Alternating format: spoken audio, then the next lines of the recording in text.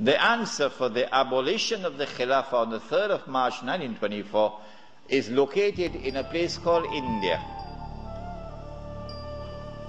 But even the Indian scholars of Islam are not aware of it. Even they are not aware of it. When the attack on the Khilafah was taking place in the 1916, 17, 18 period, then Indian ulama, at that time the Indian Muslim community was one of the most influential Muslim communities in the world.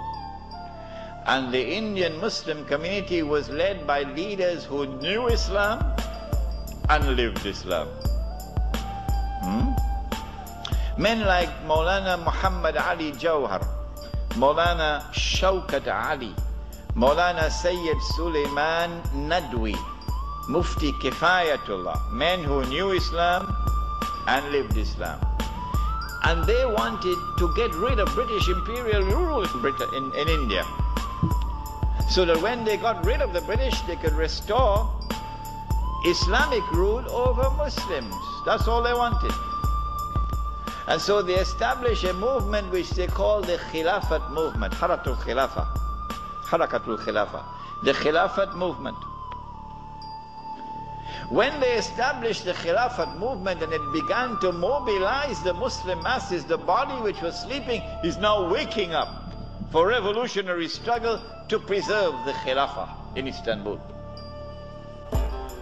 We also want the Hindus, we want to get rid of the British, and we want to restore Hindu rule over the Hindus. So there's a conversion of interest here. So Gandhi, who later became known as Mahatma Gandhi, Gandhi approached the leadership of the Khilafat movement and he said to them, listen, the same thing you want, the same thing I want. So why don't we join forces? Will you allow me to join the Khilafat movement? This constituted the most dangerous of all threats that Western civilization have ever experienced in its entire period of colonization of mankind. Because the Western objective was to demolish every existing state structure in the world and replace it with the secular state, so that eventually the secular state could be brought under the umbrella of a League of Nations and eventually a United Nations, and this would be political globalization at work. Between 1920 and 1924, the Khilafat movement was building up steam at an alarming rate.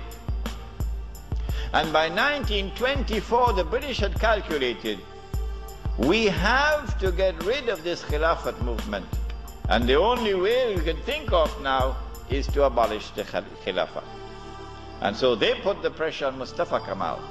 As soon as the Khilafat was abolished, the Khilafat movement in India began to lose steam. In 1918, Maulana Muhammad Ali Jawhar and Maulana Shaukat Ali launched the Khilafat movement to protect the Ottoman Empire. Gandhi linked the issue of Swaraj with the Khilafat issue to associate Hindus with the movement. Muslims and Hindus worked side by side to boycott British goods and British law. Large protest rallies were organized throughout the subcontinent. In 1922, when the movement was at its climax, Gandhi called it off, making the excuse that some national volunteers were responsible for the murder of 21 policemen in the Chora Chori incident. In that same year, the secularly minded, the brown-skinned Englishmen parading as Muslims, of whom the prince of them all was the grandfather of the present Aga Khan, Karim Aga Khan's grandfather. They now restore an organization called the All India Muslim League. The All India Muslim League is led by men who don't know Islam and don't live Islam. And these are the people who now wage a struggle for the liberation of the Muslims from British rule to be replaced, not with rule of Islam, oh no, but rather by the rule of the secular Republic of Pakistan and the secular Republic of India, so that Pakistan and India could be embraced within the community of secular nation states.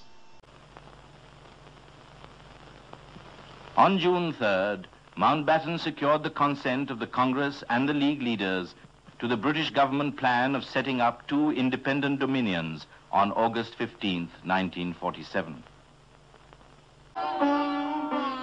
The Congress Working Committee disliked the partition of India, but it could not let India bleed continuously and accepted the plan. Gandhi was steadfastly opposed to the division of India, and yet he urged the members to support the decision with full faith in their leaders. On August 15th, the appointed day, people gathered to welcome the dawn of a new age and witness the peaceful transfer of power.